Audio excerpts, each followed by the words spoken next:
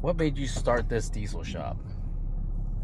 I had worked for another company. Actually, backstory. I had worked on trucks in high school. I didn't want to become a mechanic. I wanted to be an aeronautical engineer. And college didn't really work out for me, so I came down. I was working for a moving company, and I realized the only thing I was probably decent at was repairing trucks, so I went ahead and put myself into shops.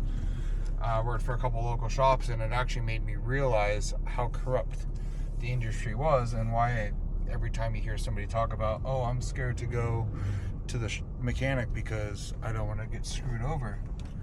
And that really sat with me, and that was one of the big reasons I set out to go on my own, was to make sure that I was giving everybody the service they deserved. Was I the best in the valley at the time? No, but I could tell you that every time that something would come out of my mouth, it was honest and transparent, and I wasn't selling people things that they didn't need, and I was also installing the parts that people were paying for. That's why I started Poor Boys. And where did the name come from? Why Poor Boys Diesel? So me and Ben had a drinking problem at our early 20s, probably like most of us did, and we had got done with about a 12-hour day at one of our first shops, and Ben was, Poor Boy's first employee. Turned from going to the dunes together to an employee to one of my best friends, and we were sitting there drinking beer after work one day, and I said, man, we really got to come up with a name, because at the time we were only getting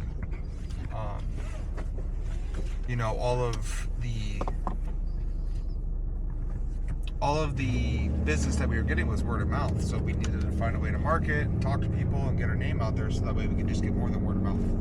New customers, new faces, and we were poor as shit. At the time, I was bouncing from couch to couch, making poor life decisions, just trying to make ends meet. And the name Poor stuck, and then there was two boys standing right there drinking Coors Light, so that's what we ended up calling us, Poor Boys Diesel.